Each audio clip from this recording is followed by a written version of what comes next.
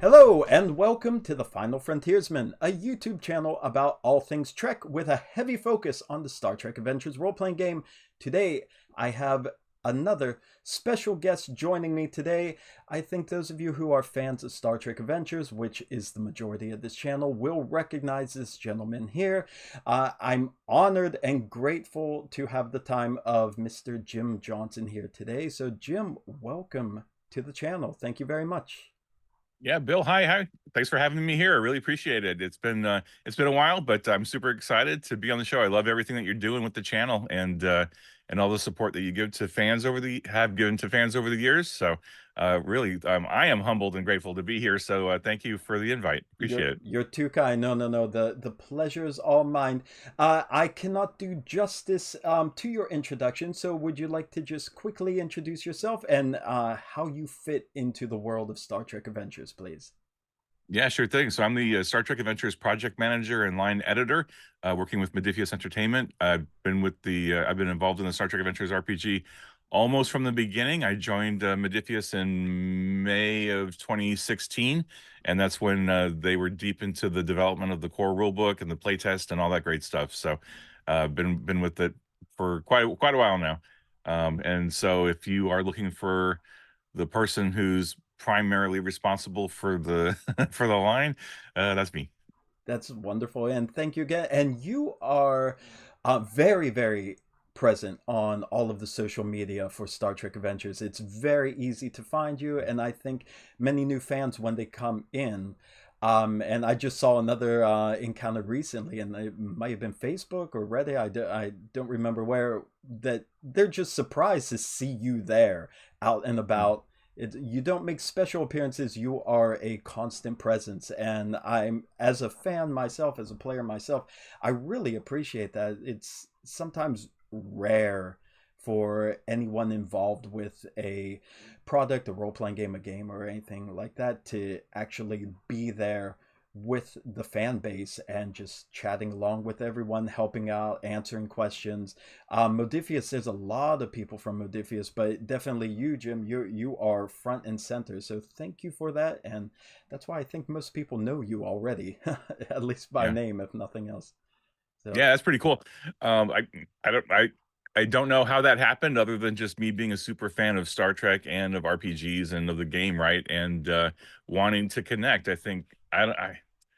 I don't know that I've seen too many other games like that. But then, to be honest with you, I've been in the Star Trek Adventures bubble for 8 years now, so I haven't had a lot of opportunity to get outside of that bubble. But I want to believe that other game systems and game companies are interacting regularly with the fans, but I just don't know. I mean, I'm guessing they must.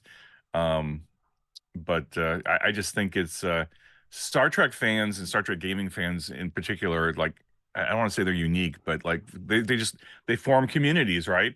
And you want to be involved in that community, and we see it on a bigger level with like the bigger Star Trek family, like the production people and the talent and the writers and the producers and the graphic design people, and like they're all on Twitter and X and social media, and they're interacting with each other and with fans, and it's just so easy just to like just plug right into that and be like, oh yeah, I was talking to Thomas Maroney and Bill Krause and this person, and we're connecting on social media, but then we're also connecting professionally, and the fans are able to be part of that too, because I mean, without the fans, none of us would be doing any of this stuff, right?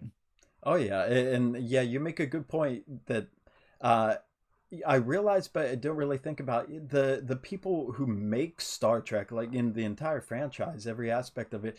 They do forge this community that you see online, and then when you watch even videos at conventions or the Star Trek cruise, they're not afraid to just mix with everyone and just embrace the fact that so many people love the franchise. That's a Yeah. very good point. Yeah.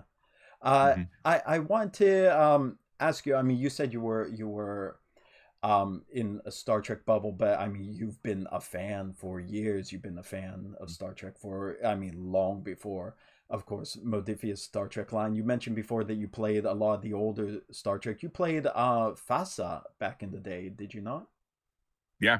That's actually where my Star Trek RPGing started, was back Mm. in the '80s with the Facet game, and and then we continued. My various groups continued to play, and once we got a little older and a little um more self-aware of what kind of game systems we liked or didn't like, and we all kind of got that vibe of like we knew where we wanted to go with more of our games.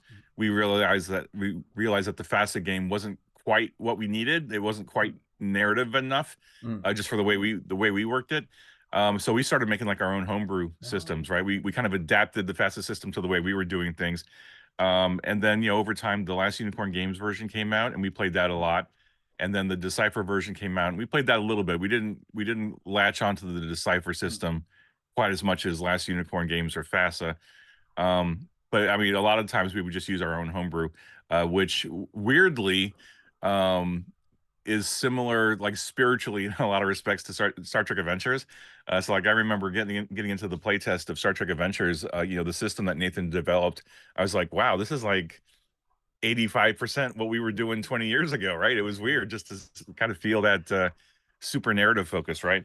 But yeah, I've been doing Star Trek RPGing in one form or another for a heck of a long time now, and yeah, so and we're just carrying it forward now, right? Like I'm aware that we've got a new generation of fans and a new generation of gamers, and hopefully the game is serving their needs, and if not, we're continually changing it and adapting it. So hopefully fans are enjoying it, and not to be modest, not to be immodest, but like clearly the social media, a lot of people are happy with the game and finding ways to do cool stuff with it. So I'm very pleased as a gamer Yeah. where we are, but also as a as the PM, I'm pretty happy too. Yeah, that's I mean, you see a lot of that on continuing mission. There's so many submissions every day. There's a new submission. Somebody has a new idea, a new Mhm. character, new species, new mission. There's so much going up that go onto Reddit, you go onto Facebook. It's just fresh idea after fresh idea, and there's constantly new fans coming in, joining the Mhm. game, and like this is a vibrant, growing community. That has to be so Mhm. exciting to see for you. It really is. I think it's a reminder to me that having worked on the game for 8 years now, some of the stuff, like some of the, like, I'm looking at the books on my shelf. Some of it's I don't want to say it's looking dated, right? But Mm. it's 7 years old, 8 years old, and I'm like, yeah, that's we could do new things with that if we had the time or the Mm. means. But then I remind myself when I see the new fans coming in, it's like, oh yeah, this is new to somebody. Yeah. Like all this stuff is new to somebody else, new to somebody coming into the game, and so like we may look at like the command source book and say, oh gosh, that came out in 2018. It's still got good information in it, but it's been kind of superseded in some places by other stuff that's come along. But then I remind myself, oh wait, a new fan hasn't seen it yet. It's Yeah. it's all new. It's evergreen, and that just helps me keep things in perspective a little bit, especially when I'm answering questions online. It's like, oh no, you need to be positive of everything because it's still relevant, right? So it's interesting to see the game grow. I mean, really week after week, like you said, especially that Facebook group because the moderators do a great job Mm. of welcoming all the new members Mm. every week, and it's like, oh, you just see this long list of names Yeah. every week, and it's like, oh, this is so cool. And I know, right? I think we've talked about this, Bill, online. The percentage of Star Trek Adventures gamers who are online, right? Online and even just present in the social media groups, not much less actively conversating, is a minuscule percentage of all the possible people that are out there that are playing the game. Right. Yeah. And like I could not possibly tell you how many people are probably playing this game. Like I can see the sales figures and see like, okay, we sold X number of core books Mm. last month or whatever, but that doesn't translate into number of people online actually talking about the game or actually engaging in it, right? Which is really, really interesting. Even now in the 21st century, you would think more people would be connected and engaged and looking for that online community, but it's really not. And I think that's fascinating for gaming in general that a lot of gamers, and honestly, I used to be like this too. Have your game, you play your game locally, or maybe you're playing it online, and that's enough, right? You don't want to connect with the meta in the on the internet or whatever, and people don't think to go to the Reddit or the Facebook group or the Discord or whatever to connect with people like this. So it's just fascinating that I wish I could find a way to figure out how to touch those people who are happily out there in, nowheresville, Nebraska, playing the game. They've got a vibrant, happy little group over there playing the game, but they don't care. They don't care about the online stuff. They don't care about the rest of the community. They're just doing their thing, right? And I don't know how to do that. I'm sure that's true for a lot of gaming companies. Like, how do we reach the fans that Yeah. that aren't engaged online? Yeah, I had that experience before with Star Trek Adventures. There was someone new who maybe it was on Reddit a while ago. They came on and said that they just found the game. They bought it local store. So where can I find more information about this? And somebody said there's a lot of YouTube channels, and the reply was, "Oh, I never thought to look on YouTube." I was like, really? I would think that's the first place people go. But like you said, there's a lot of people they don't even consider looking in certain venues that for us who've been members of all these groups for years, it just makes sense that of course this is where you go and you assume everyone's going to go to the same place for the information. Yeah, But some people need to be told, no, there's an active Facebook group, there's an active forum, there's Discord, there's this, there's that, because otherwise they just won't even consider it. right. Yeah, absolutely. So yeah, it's cool, and I do like, as you say, on Facebook, I love every week you see that long roll call of everyone who's joined in the past week, and it's always a long list. It's not like one or two trickling in. You really see how big the community is growing week after week after week. It's exciting for me because then I think, okay, Star Trek Adventures is going to last for a very, very long time because the people are coming, the people want it, the people are playing. But before I jump into more questions directly about Star Trek Adventures, I want to jump a little more into your past. What got you into Star Trek? Because you were a Trekkie for a long time before this. Mhm. I assume you were a Trekkie before you started FASA. So do you remember what hooked you about Star Trek? What appealed to you? Yeah, I think I was living in New York City with my family, and I mean, this was the 70s, right? So I had a little teeny tiny black and white portable color TV or black and white television. I mean, it was like I don't know, like a 6-inch screen or something. I mean, it was one of those little dinky things that you could carry around with a handle, and it had one of those old aerials that you had to kind of like twist and turn and move around to try to find the signal, right? And so I was, I don't know, 7 or 8 or something, and I had that little black and white TV, and like my mom and dad wouldn't let me watch TV after a certain point, right? But they would, before I fell asleep, they would let me take that TV downstairs into my bedroom and just, if I could find a signal, sure, great, watch something. But of course, back then we had 4 channels, right? 3, 4 channels, and the reception was horrible, so I'd always get the static and the grainy lines and all that stuff. But sometimes if everything worked out just right, I could catch reruns of the original series on Oh this little wow. black and white TV. And I was, like I said, 7 or 8, and I didn't really understand everything that was happening, but it looked really cool, Mhm. right? There was this group of people that were doing these little adventures every week or whatever. And sometimes they had their ray guns and sometimes they had their communicators and their weird creatures for them to interact with. And I just thought it was cool.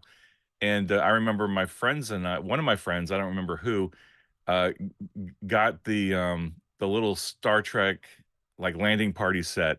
It was a plastic communicator, a plastic phaser, and Oh, a plastic tricorder with that's like a cool. belt. I mean, I don't remember even who made it back then. But so we would kind of draw lots to who got which accessory on the playground. And then we would just run around the playground being Star Trek, but we didn't know really what it meant. But it was starting to seep in, right? Like the seeds were planted, as it were. So that was really my first exposure to Star Trek, and then over time, I got more into it. I think the photo novels. I don't know if you Mhm. remember No. there was a series of novels that came out that were like still shots from episodes, and then they put like word bubbles Oh. in it. So I think they're called fumettis, but Mm, it's a photo novel. So it's actually like you're reading the mhm, episode, you're seeing the still shots from the episode, and you're reading the dialogue because the dialogue's in there as little word bubbles. mhm, Um, uh, my mom got me two of those when we were at the bookstore one day. It was The Trouble with Tribbles and the Galileo 7. Those Oh were the two wow. photo novels I got. And I loved them. Like I hadn't actually seen the episodes yet, but I read the photo novel versions. And so I understood what the story was. And then over time, I actually saw the episodes themselves on reruns. And I was like, oh, now it all connects, right? I've read the book, I've read the dialogue, I've seen the pictures and kind of got a sense of what happened.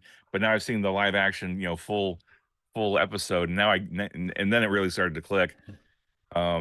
So yeah, I mean, long story short, I've been a Star Trek fan pretty much my whole functional life, and I think there's so much to appreciate about it, right? It's the diversity, it's the inclusion, it's the equity, it's the dramatic potential. Like Mm. I mean, it took me a while, like, to go through college and to grow as a person and as a writer to understand and appreciate that, like, every genre of story fits in Star Trek somewhere. Like you can mold it to fit anything. Like you can do dramas, you can do history, you can do romance, you can do musicals, you can do all kinds of stuff with Star Trek, and just find a way to make it work. And I really appreciated that. Like as a growing storyteller back then, I was like, oh, I could do anything with Star Trek, and I think that's what really appealed to me and my groups about playing our Star Trek RPGs. Like we played a lot of different RPGs, right? But we always kept coming back to Star Trek because it's like, oh, I want to scratch this particular itch. We can do that in Star Trek. Oh, but let's do something cyberpunky. Well, I think we can tweak that a little bit and put it in Star Trek, and we just kept coming back to Trek. So it's a great franchise. I love it. I've come to love all of it. Like I know there's a time where I was like, I don't really like this. I don't really Mm. like that. But especially working on this game and interacting with fans, I've grown to appreciate that, like, there's a Star Trek for everybody, and I've grown to like everything, and I don't know, it's just cool. I mean, it's amazing.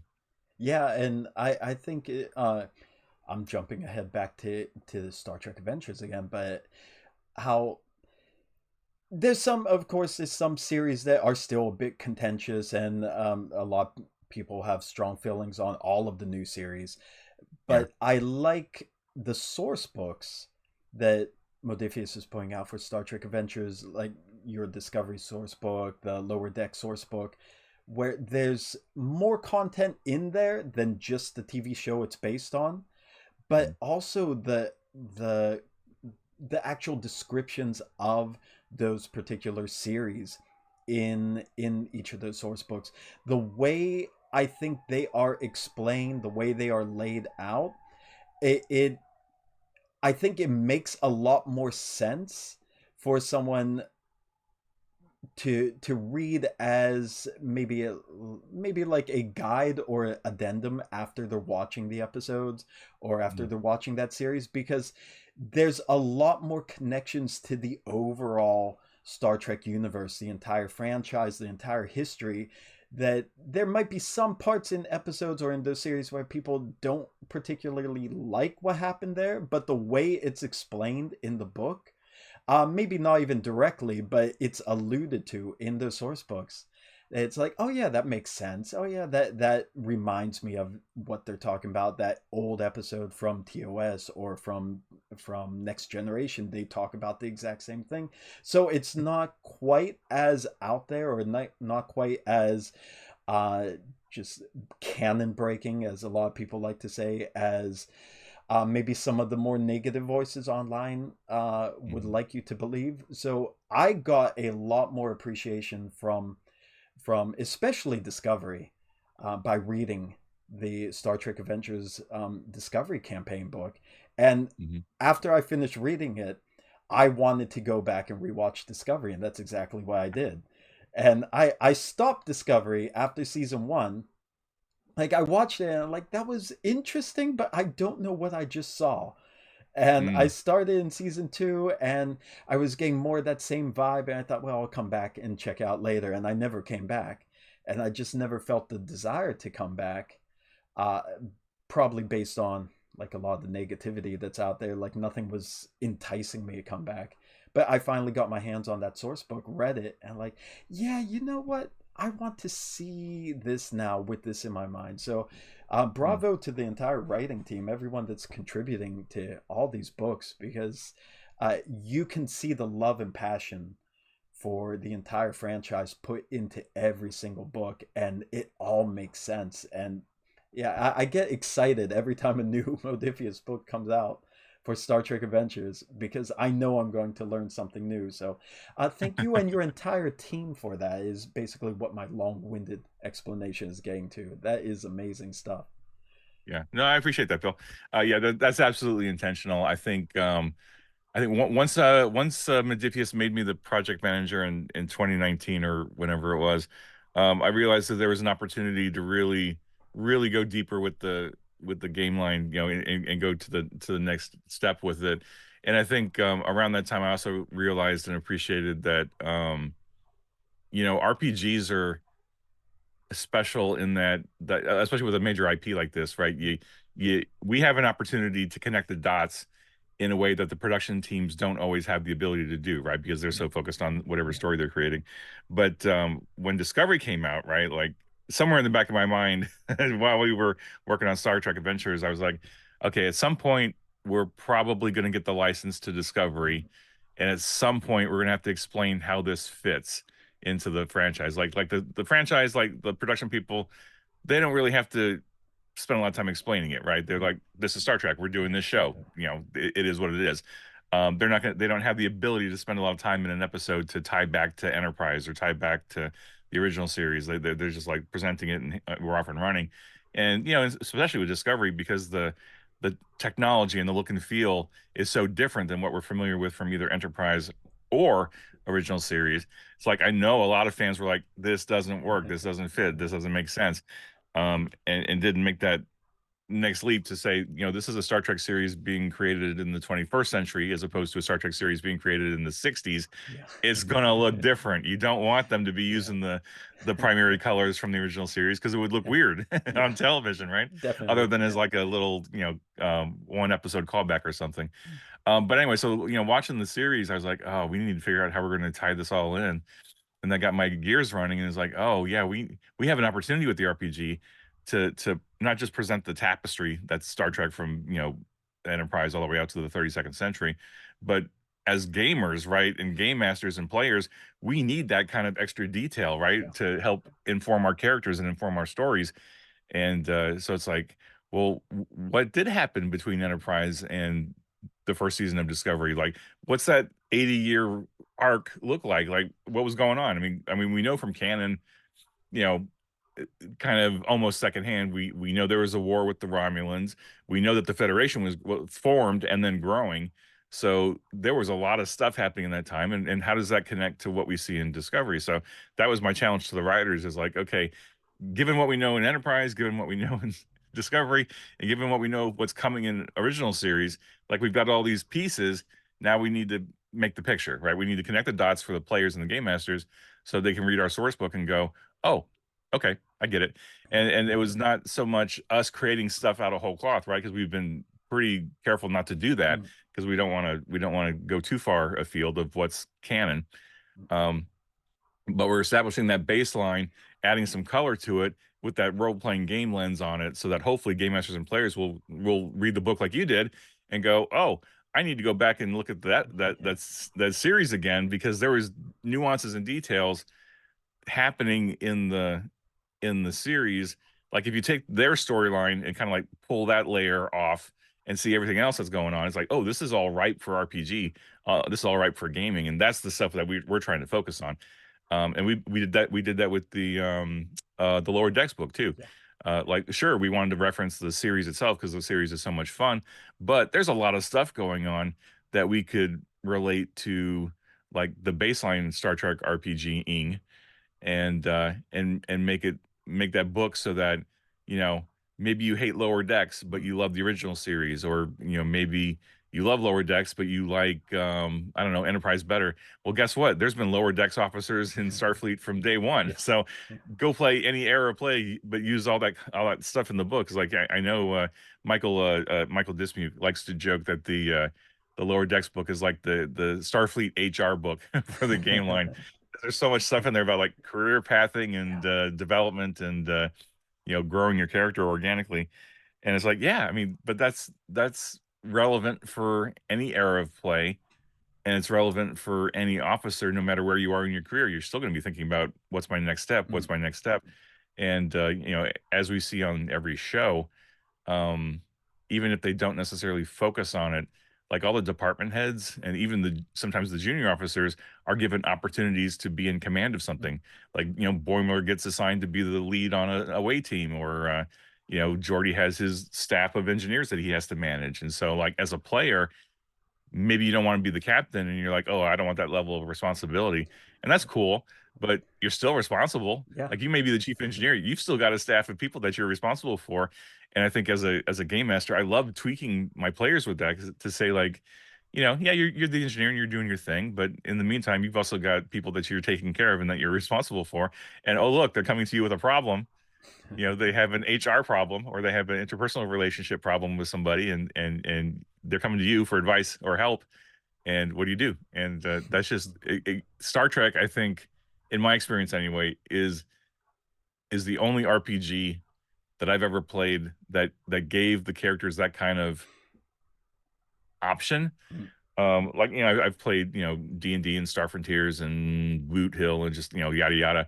And none of them were structured in such a way that, like, my character had responsibilities beyond the adventure, right? mm. Beyond whatever plot we were trying to solve or whatever dungeon we were trying to delve. It was just very different. And I think that's just one of the things I really appreciate about Star Trek, is it just gives you so many different things that you can work on. Mm. Yeah, Sorry, I'll stop. no, I'm no, no, rambling. no. You never have to stop. This is fascinating. But I just want to hook onto the point you made, that I also love seeing in like the episodes I watch online on YouTube, people upload, and even in my own game, uh, there's a sense of responsibility that each player has as their character that you don't find in the other role playing games that I played, where they I think a lot of the players, they really get into it and they really take on that aspect of, I'm a Starfleet officer, I'm responsible for this, I have to behave in a certain way, and I have to control the situation so things don't get out of hand. So even if they're not in command, even if they are not maybe a high rank, they are still frequently in situations where they have to think beyond what's right in front of their face, and like, okay, I have to make sure this all goes according to plan, and when it doesn't, because it never does, that the least bad outcome happens. And it's fun seeing them, like watching other groups play, watching my own group play, it's fun seeing them really struggle. Like, they are leaders, they are officers trying to do the right thing. And so Star Trek Adventures, I've been saying it for the 4 years or more that we've been playing, that it's just the best role-playing experience I've ever had. We dropped our Mm. old campaign as soon as we played a couple sessions of this, and we've never gone back. It's Wow. really a fascinating experience. And that's there's a couple points, things you say I want to jump back into, but and this ties in with what you said a little while ago. When you finally went into modiphius, you said seeing the 2D20 Star Trek Adventure system was like about 85% of what you had homebrewed for your own Star Trek games back in the day. So I mean, that must have been good knowing you were on the right track back then. But what was your experience like really seeing the system in action for the first time, coming from like those three previous systems? How did Mhm. you feel as a gamer, not just someone working on the project? Um, so, after the initial learning curve, right? Because, like, anytime you get a new Mm, system, you've got to learn it and understand the nuances, and then try, especially in playtesting, you really need to try to, like, get into the brain of the designers to try to get at the what like what's it, like, I mean, here's the rules, but what's the reasoning behind these rules? mm, Like, why were these rules built the way they were built, and is this the right fit for Star Trek? Once I got over that initial hurdle, it was like, oh wow, okay, so, like, we were playing with the idea of like drama points for players as they were doing stuff. If they did something really cool or something really dramatic, we'd give them a point that they could then spend to improve their next roll or something. And that's like gestationally, like proto momentum Mm. almost.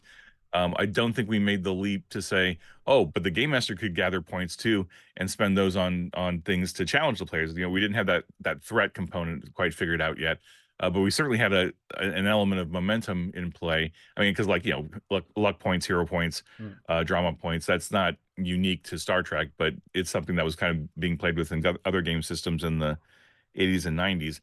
But like that in our homebrew, we did that a lot. We had character points or like drama points, and I remember we even did that because like my whole group, we were all budding writers, right? So we wrote just a ton of stuff for the game outside of the game, and so we were writing short stories, we were writing little bits and bobs, That's great. and like if a player made the effort to write something and then bring it to the game session, I'd give them a point or two of like a drama point. Like why not? You're doing stuff for the game outside the game, and it's rewarding all of us because we're reading it and enjoying it. Here's a couple meta points, and use them in the game to make yourself cooler and more better. Because that's really what we're all here to play the game for, right? Is to have fun and do cool stuff. And in some cases, it's maybe wish fulfillment. In some cases, maybe it's a fantasy trip, right? Because like we can't be Starfleet officers, but we can pretend to be one at the game table, right? Oh yeah. And that's empowering, right? And that's uplifting because Star Trek has such great values. And when days are dark in the real world, it's nice to have a little bit of escapism into a much more positive universe, even if there's like a war going on or something. Mm. It's still Star Trek, right? And you got all that packed in values that are built into it. But yeah, so I think once we got into the playtest for STA, I was like, oh yeah, I think this could work really well. And one of the things I appreciated about the design, once I really got my head wrapped around the totality of it, it was like, oh, this little system, I can ignore that because that doesn't fit the way I like to run my games. So I'll just focus on this, and then if I wanted to do more detail, I could add other systems. So I think it's a really flexible system, Mm. and I think over time, we've created so many toolkits for the game now that I think if a player and a game master in a group, took the time to really kind of see all the possibilities, they can tailor the game to taste, right? They can tweak the dials, push the levers, and like bring in the subsystems, ignore the subsystems, like whatever they want to do. It still works, right? It's still Star Trek. It still works. It helps keep the narrative moving forward and Mm. helps the group tell the story. So, if you want to do everything rules is written, sure, go for it. By all means, it's all there for you if you want to use it. But if you're like, I just really want the core mechanic, like I just want 2d20 and maybe momentum and threat, or maybe not. Like maybe I just want to play 2d20. Like when Captain's Log came out, Mm. we streamlined the system quite a bit just to really get it the narrative. And so now I think after 7-8 years, there's a lot of ways that you could play the game, right? And I just think that just speaks to the flexibility of the system that Nathan built. But I guess, back to your question, then I think that's what I was starting to see in 2016 is like, oh, this is really good, and I think it could fit a lot of different gaming groups' preferences. Not everybody, of course, because some people really want more tactical combat, both Yeah. in ship combat and personal combat, and that's just not really how it's designed. And I think Nathan made the right choice to say, Star Trek's not really about the shooty and the pew pew, and there's nothing wrong with it. Mm. But like Star Trek, I think some of the episodes kind of tried to be Star Wars, but Yeah. it doesn't always fit. And it's like this isn't really what Star Trek's all about. Mm. But um, it's just different, right? And I think it was wise to not focus the game super super much on physical, personal combat. In fact, I really appreciated that social combat, like social conflict, Yeah. was presented in the book before the personal combat and the starship combat. I was like, okay, this is all about people talking and interacting in opposed tasks and challenging each other, mentally and verbally and stuff. Yeah. And a battle of wills more than a battle of physical might or shooting each other or whatever. So lots of places to play with it. Yeah, I think, and I've said for a long time, this is the first. I didn't play FASA, so I can't speak to that. But of Last Unicorn Games and Decipher, this was the first time when I read the book that I felt like I was reading an actual Star Trek game. It was Mm. focused on the things that to me were the main points of Star Trek. And like you said, the whole social aspect, the negotiation, diplomacy, the social conflict aspect always took precedent or precedence over the actual shooting part. I mean, it's always cool to see the starships flying around, shooting phasers every now and then, photon Mhm. torpedoes. But I mean, the crux of it is not getting to that point, trying to talk people out of that point. So when I was a little nervous bringing my group into it, because we were coming from Star Wars, and in the name, it's wars, it's shooting, it's fighting, and they were not afraid to get into fights to solve all of their problems. So I was wondering, what is it going to be like in a game like Star Trek? And half my group really weren't Trekkies, they or even watched Star Trek. So I thought this might be a disaster. But they really grabbed on to that whole social conflict aspect of it, and that's why even to this day my weakest grasp is on the combat rules, because my Mhm. group has found a way out of fighting in every situation, even even the Uh-huh. ones where I think there's no, I write it in that's like, okay, we're going to finally test combat because there's no way Mhm. out of this. They find a way, and it's brilliant, and like, well, good for you, but bad for me. I Mhm. still don't know how to do combat, but it's Funny. it's one of the beautiful parts of the system. I mean, like you said, Nathan did a great job. It's Mhm. spot on for me, at least. I know not everyone agrees, but for me, this is Star Trek in the book, and Mhm. I'm just so happy with it. Yeah, Yeah. that's why I enjoy talking with you about somebody who can you understand the feelings that I'm going through because you got to see it grow from a Yeah. seed. But we got a great thing. But I want to, you brought it up, so I have to bring it up. Captain's Log. Now that's an amazing release. Uh, how long ago was that? Was that only last year? Yeah, it came out at Gen Con, so it's only been about 6 months, 7 months, something like that. It feels like so much August. Yeah. longer because it's I don't want to say it's taken over the Star Trek social media, but the presence of it is far bigger than I expected. I thought it was a great idea. I thought it was a great book, a solo Star Trek role playing game. But Mhm. wow, is this like one of the most popular releases? And on our channel here, the Final Frontiersman, every week since it's released, I've only made 2 videos on Captain's Log, but every week since those 2 videos, they are in the top 3 watched. Since then, there hasn't been a week that they've fallen out. Wow. It's yeah, Captain's Log has a huge response. How Mhm. did you feel about that? Were you as surprised to see how big the solo game was? Yeah, absolutely. I think I'm not. There's no need to no need to beat around the bush. We had no idea how popular it would be. We I guess was it 2021, somewhere in the throes of the pandemic. Mhm. Of course, it's not over yet, but I think it was 21. The team, the leadership team at modiphius came to me and we were like, "Oh, we think we want to do a solo RPG version of Star Trek."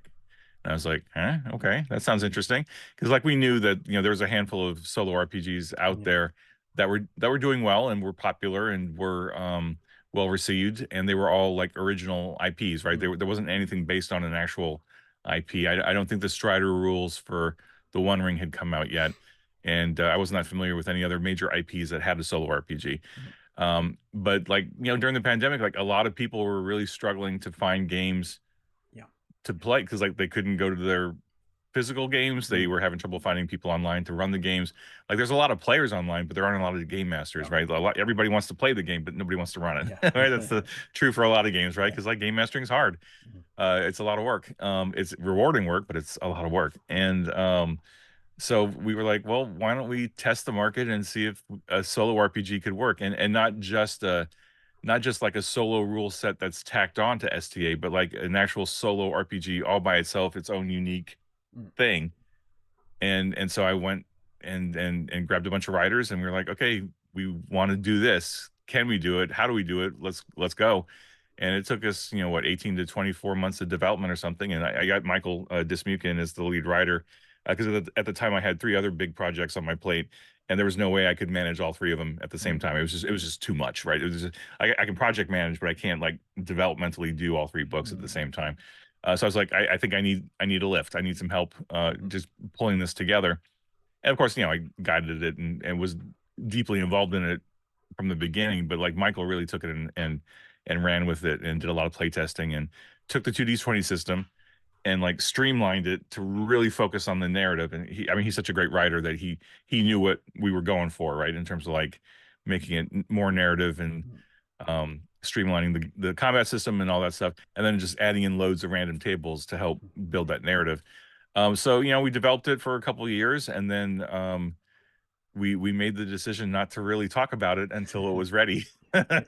Right. So in the last summer, the summer 23, we kind of like sprung it on people, and there was a huge positive reaction to it. Like people were like, what, a solo RPG version of Star Trek? And it wasn't even like, it wasn't like a little 50-page supplement to the game. It was like a full-blown 300-page digest, right? It was like, this is a core rule book basically yeah.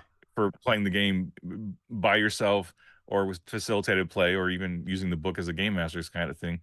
And I was I was nervous about how it would do, Mm, obviously, because this was uncharted territory for us, really, because Modiphius has done some solo RPG stuff as like distribution partners, right? Like there's a solo game master guide that we didn't develop, but like somebody else developed, and then we're distributing and publishing it. But like Modiphius, like for any of our game lines, we haven't done a solo RPG yet. mm, We didn't know what we were. I mean, it's not a bad thing to say we didn't know what we were doing, but we had no idea really what to expect. We kind of hoped it would do well. As with any of our products, we hope it does well. But it did way better than we expected. I think so. And I'm really grateful that the team was able to like focus to get it done in time for us to get it to Gen Con. Mm, Because there was a point in time with printing issues and distribution issues and the global supply chain. Like there was a chance we couldn't get to there was a chance we couldn't get the books to Gen Con in time just because of all the logistics mm, involved. But we made it, and we made it work. And it was super popular at Gen Con, and the pre-order numbers were outrageous. I will be the first to admit that. I mean, it was like we had just published a new core book, and like people are always interested in the core books more than the supplements. That's just the nature of RPGs for the most part. mm, Is you're always going to sell more core books than supplements. And that first print run sold out, and it just blew my mind because I don't think we've done that before with Star Trek. Like all of our releases, they all sell well, but I don't remember any one of them selling out within the first couple months of release, and then we had to reprint it in time for the holidays, and we're working through the reprint now. But yeah, what's really impressive to me is seeing all the online buzz about it. Like there's so many people now are publishing Twitches and YouTubes and blogs and reviews, and clearly they're playing the game, they're enjoying the game, and they're putting stuff up online to share it with other people. And it's like this is happening like weekly, right? yeah. Every week there's something new, there's some new review or some new commentary or some new thing, and it's like, wow, we hit a Yeah. spot that people were hungry for that we didn't really realize. Yeah. And I think now, right, we're 6 months into the release. Like you get that initial push of releases because like the core audience who are plugged into Modiphius and around the newsletter and stuff and can see the ads, like they get the initial push. Mm, And then if there's a positive reaction, like they'll post their reviews and their commentary and their channels and their YouTubes and everything else. And then you get like another wave of people like who are now coming into the game and like, oh, what's this Captain's Log thing? And they have all this wealth of stuff to go look at as references and to think about it and make an informed purchase. And then they buy it and they're like, oh, okay. And then it just creates more waves and more waves. So I think I've lost the thrust of your question there, Bill. No, no, no. You're Captain's answering Log, it. Yeah. long story short, Captain's Log was more successful than we expected, and we are extraordinarily grateful to the fans for just keeping it going, right? I mean, Oh obviously yeah. we're doing our part for advertising and stuff, but any game line I think is going to live or die off of fan reactions. And fortunately, the fan reactions to Captain's Log have been really good, and we can see that because it's still continuing along, and people are talking about it, and that's exciting. So yeah, really cool. Yeah, it's definitely being talked about. It's Yeah. constantly being brought up, and as I say, it's always the two videos I did are always in the top three, and usually the first two spots, and one other random video comes in number three. But Right. it's clearly, well, I mean, you could even see during the height of the pandemic, on all the social media, there were a lot of people coming in to Reddit and everywhere saying that they would like to play. They don't have a group. Can you play this solo? Is there a way Mhm. to play it solo? How does it work solo? And I got a lot of messages when I started the channel of people interested. Same thing. Do you have any advice on running the solo? And I would always have to tell them, like, sorry, I don't know. I don't do solo Mhm. gaming. I don't know where Yeah. to direct you. But now that Captain's Log is out, I mean, it's clearly a far larger audience than I expected. I thought it was a great idea. I thought, oh, that's nice. Solo Star Trek. Yeah, anyone could do it anytime. And literally, anyone is doing it at any time. Like the whole Mhm. world seems to be buying it if you look at the social media. And of course, your channel, which I want to link below here in the YouTube description, you have a great multi-part guide on how to play Captain's Log, which is probably the number one question that people have coming in. It's like, can I see how to play it? And I think you made a great series on your channel. That must have been fun going through that. Yeah, I mean, I think I had the luxury of a little extra time over the summer and early fall, and I knew that Michael and I we do our continuing conversations every week, but I still had a lot of stuff in my head that I wanted to get out and impart to fans. So I was like, well, okay, I got my YouTube channel that I've got 20 subscribers on or something. Maybe I'll start making some content since I got the time, and I just started churning out. Well, not churn, that's a bad term. I started creating a lot of content around Captain's Log and STA, and even tangentially other Star Trek stuff. But I thought it would be useful to have some how tos on Captain's Log just to help Mhm. people get into it and understand it and show what you can do with it. And yeah, I think just like what you were saying with your channel, Bill, the Captain's Log videos are the most popular ones. I think those are the ones that are getting the most views, the most hits. I think they're a little too long. Like I'm still learning the sweet spot because you like if your video is too long, people will start kind of will stop kind of midway or Yeah. whatever. But if you find that like sweet 40 to 45 minute thing, then they'll watch it all the way through once. Hmm. Although like if you're like me, when I'm watching YouTube videos, I don't care how long they are, because like I'll watch until I'm saturated, but then I'll come back to it, right? I'll come back to Yeah. it, I'll finish it. Or I'll skip around and keep listening. But that's just a work in progress for any content creator, I guess, is finding what's your audience's sweet spot and tolerance level for length, right? And I know like a lot of the interviews, like this one that I do, I just go on because I love Star Trek and I love sharing it with the fans and just talking about all these insights with you and other interviewers. It's just fascinating. So anyway, yeah, but Captain's Log, just really happy with the response, and I think not to be a modest, I think we got it right in terms of like the target audiences we were trying to hit. Because I mean, it was a tall challenge when we put together the outline for it, and we have to do this thing where we want to do a Moscow, right? So we want to say, okay, we're going to make this product. It must do this. It could do this. It should do this, and it won't do this, right? That we're just trying to set up the parameters of the product so that as we start developing it, we don't get into scope creep and we don't get into weird issues of like, oh, let's do this cool little meta plot thing. Wait, that doesn't fit, and now we've got too many pages, and what are we doing?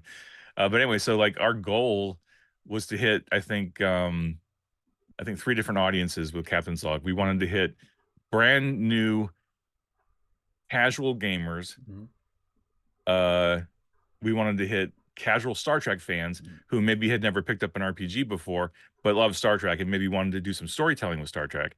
We also wanted to hit the gaming audience, the core gaming audience, the solo RPG audience. Like there's a lot of different little audiences that we were gonna kind of try to target, and that's a tall order for one book, right? I mean, even a core rule book, it's like ideally you would be focusing on one and doing it really, really well, as opposed to kind of doing the broad brush, wide beam attempt to hit everybody and make everybody happy. Because if you try to make everybody happy, you don't make anybody happy, right? But I think so we made the conscious choice to put a lot of lore at the beginning of the book, so that if you're a casual Star Trek fan, or maybe you don't know anything about Star Trek but you're curious, you could read those first couple chapters and understand, okay, this is what Star Trek is, this is what Star Trek Adventures is, this is what I can do with this game. Here's the conceits of the setting and how communications work and how warp drive works and how transporters work, if you're not already familiar with it. And then you get into the game, you get into creating your character, creating your ship, etc. But like the more experienced gamers, like, and the more experienced Star Trek fans, they can just skip over all that and just get right to the game, right? And that's totally cool. And I'm grateful that the writers did such a good job, that I've heard on social media, and I'm sure you've seen some of these posts where an experienced gamer or an experienced Star Trek fan will say, "Oh yeah, I know all that lore, but I like going back into the earlier chapters to reread them, because little nuggets of ideas will pop out of me in the writing." And that's our job, right? Is to create as many ideas as possible.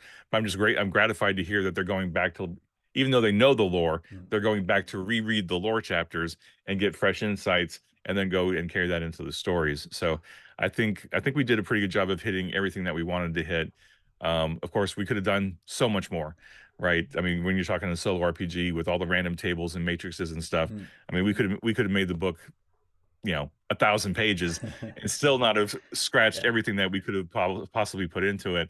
But when you get to that point, right, the book would be like, Shakespearean, Riverside Shakespeare thick, and no one's going to pay $100 for a for an RPG book. I mean, they might, but probably not. So we just got to find that tricky balance. So anyway, I've gone on long enough about Captain's Log. No, no, My no, that apologies. no, no, that's great. That's great. We are rapidly approaching 1 hour, and like I said, I'd like to keep this to about 1 hour. So, uh, I know you probably it would be a bad question to ask you about what you would like to see in Star Trek Adventures, because you know a lot of stuff way down the line coming. So you probably couldn't talk about anything like that. So my question to you would be, as a Star Trek fan, and also as a role player, as a game master and a writer who's written Star Trek stories, what would you like to see in the future of the franchise? What would make you happy to see maybe something new or something more of, now that Star Trek is kind of in this renaissance period where we're getting so much new content? What would make you as a fan happy to get more of, or get that we've never seen before? Mhm. That's a great question. Uh, as a fan and as a parent, I think there's two things I like. Well, so as a fan, I mean, parent being aside, I would like to see more. I would like to see more Star Trek focused on and I hate to sound corporate, right? But it's just the words I've got.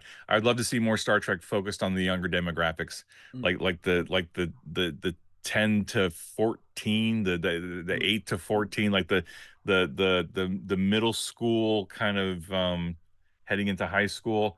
I think that's a section that Star Trek's never really mm, touched, and I think there's such an opportunity to teach young kids STEM and STEAM type of stuff, because it's Star Trek, right? I yeah, mean, Prodigy is doing a great job with this, with Dr. Aaron McDonald doing the little science snippets along with the show, yeah, and like every show is teaching something about science. Like they're doing a supernova, and they got this thing, and they're talking the science at a level that kids and laymen like me can understand.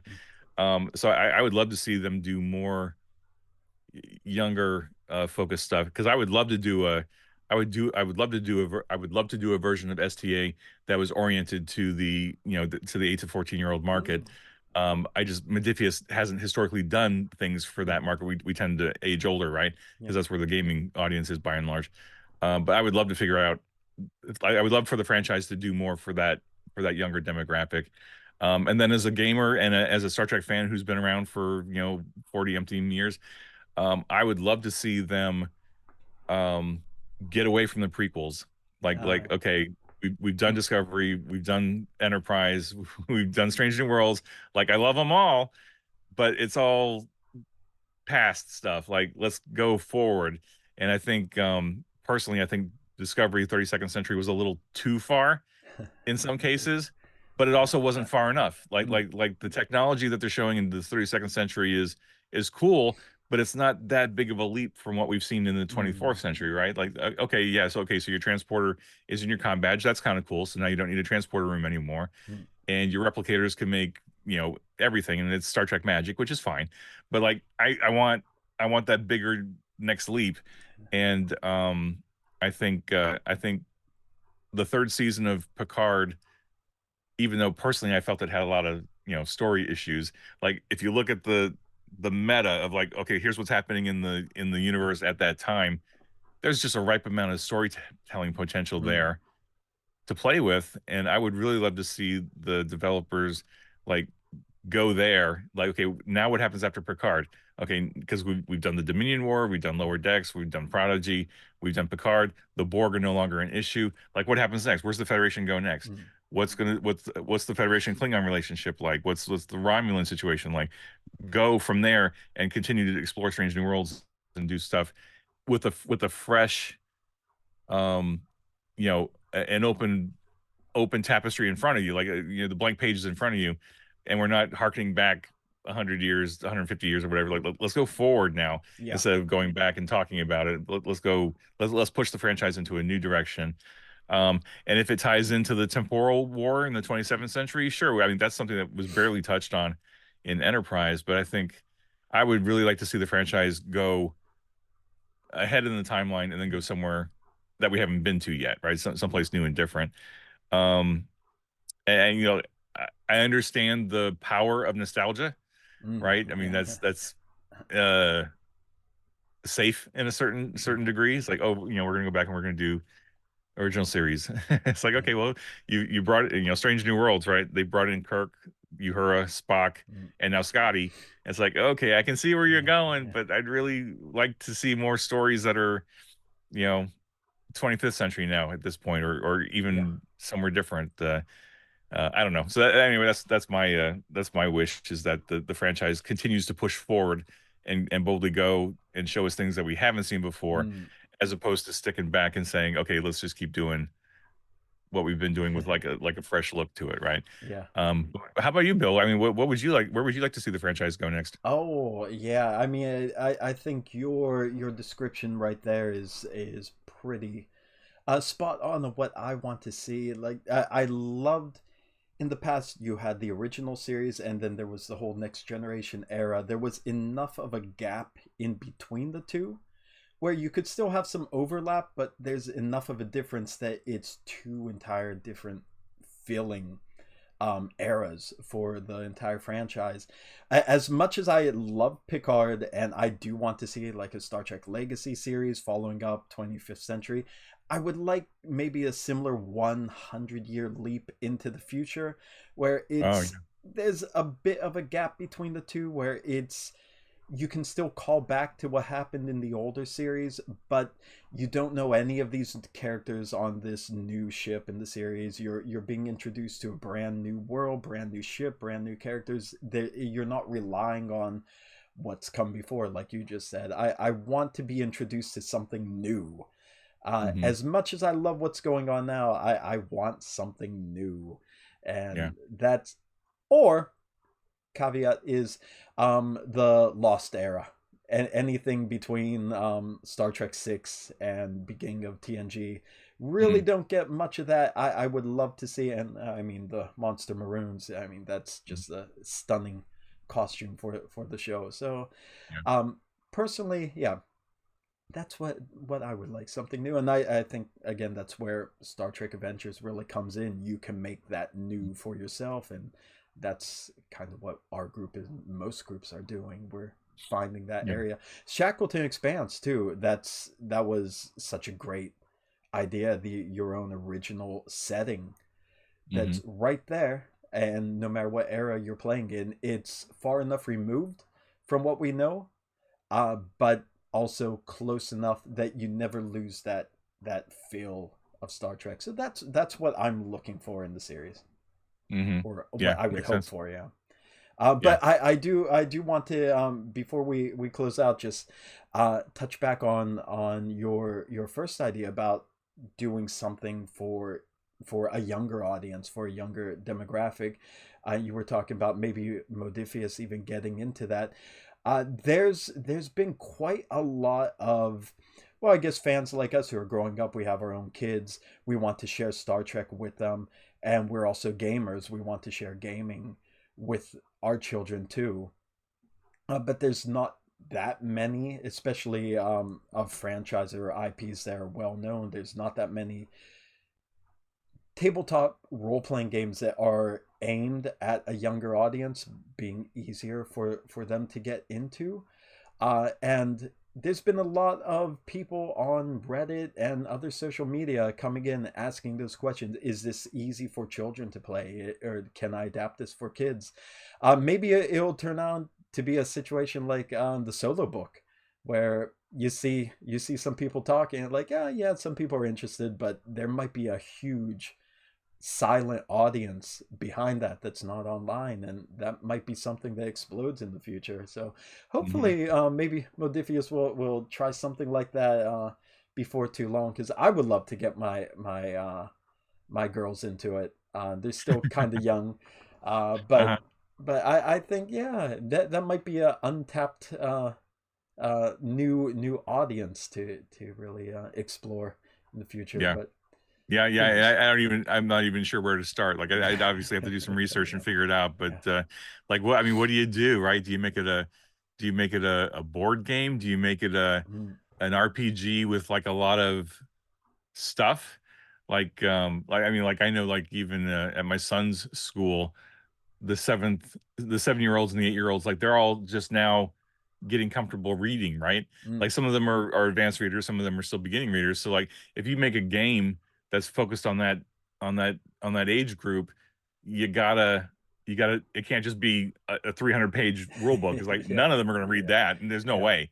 None of them have the. I mean, some of them might have the attention span for it, but just like the cognitive skills yeah. are not there to pick that up unless you really, really are intentional about writing it simple. So you really got to bring in visuals, Mm, visual aids, visual tools, pictures, that kind of stuff, and icons. I think, and I think it would mm. have to be a little bit different. But we got we got to think about it. So, Yeah, but I yeah, think I agree with you completely, yeah. Bill. It would be super cool to have a Star Trek game. I mean, some licensor out there has Mm, got to create this a Star Trek game that is oriented to kids.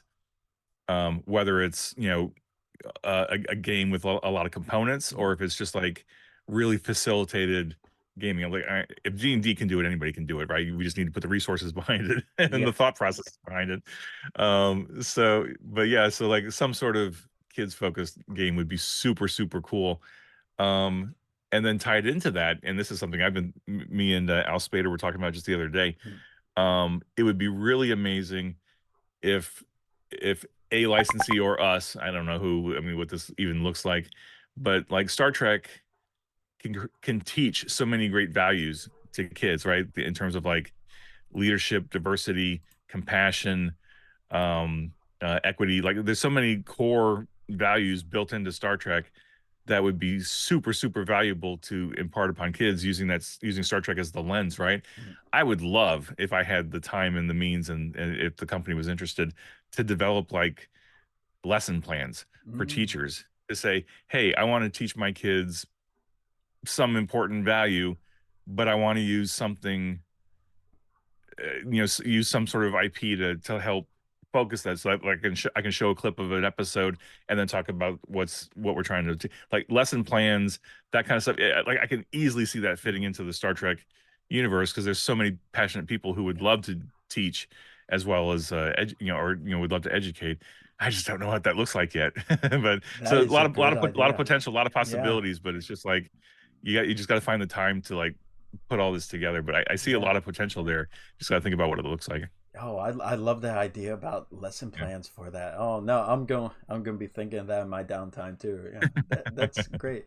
All right, Jim, I do want to thank you again. It's been a long time coming. I'm sorry I've put this off for so long, but thank you so much Don't apologize. for giving your time here. It was wonderful talking to you, and no, you did not go on too long on any of your answers. It was a joy hearing you talk about something that we're both very passionate about. So thank you again. Yeah.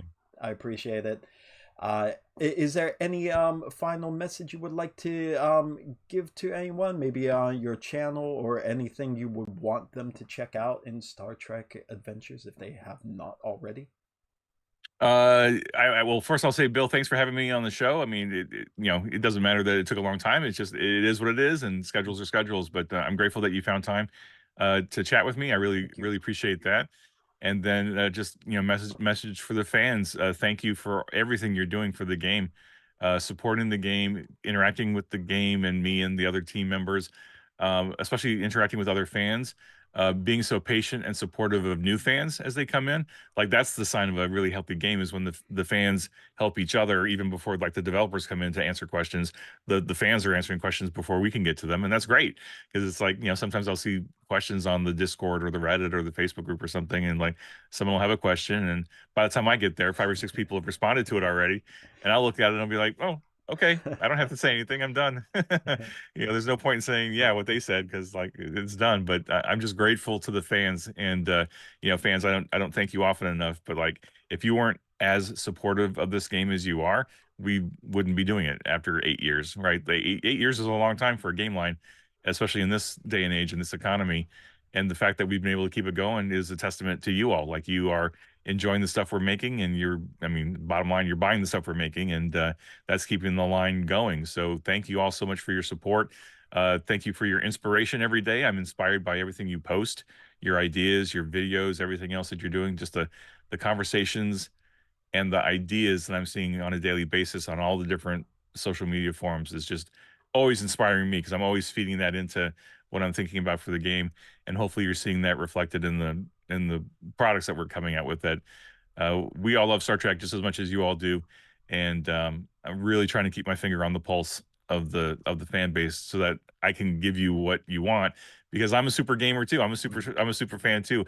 I know what I want at my game table, and I'm trying to make it. And I'm grateful to hear that like a lot of what I want is what you all want. So we're all working together to make it happen. So as far as things to look for, stay curious. I mean, there's a lot of Star Trek Adventure stuff out there, not just on Continuing Mission, but also on YouTube and Twitch. So don't be afraid to use a search engine on Google or YouTube or whatever, and go look for this stuff. And if you can't find what you're looking for, then ask questions, and go to the modiphius Discord especially, and then go to the Facebook groups, and then the subreddit, I think, are the most frequently hit sites. So yeah, there's a wealth of material out there now. It's a mature game line at 7 years, so there's just so much Star Trek Adventures for everybody to play with and use. So get into it and have fun. And my last request is, if you're playing it and having fun, try to share it. Like reach out to Michael, and get your stuff up on Continuing Mission, because he'll take any submission pretty much. Post your videos on YouTube, post them on Twitch, TikTok, I mean, whatever. Just share your love of Star Trek, and share your love of what you're doing with the game, and let other people feed off of that and be inspired by it. So go for it and have fun. Yeah, thank you very much. The perfect message to close this out. So thank you again, Jim. Yeah, Appreciate thank you, it. Bill. Appreciate it. Yeah. And yeah, just hopefully people are not afraid to start sharing their stuff, to start being a little more confident to just throw out there all their adventures, their group, their own solo adventures, Captain's Log. I love seeing it all. I love getting inspiration from it all. So uh, perfect message. Thank you very much, Jim. And with that, I will finally close out the episode as I normally do, which it's been a long time since I've done it, so I'm trying to remember how I close out episodes. But I just want to thank everyone who's been watching. Thank you, Jim, for being here. And as always, live long and prosper. Stay safe out there. Peace Mhm. and long life. Thank you. Live long and prosper, everybody. Be well.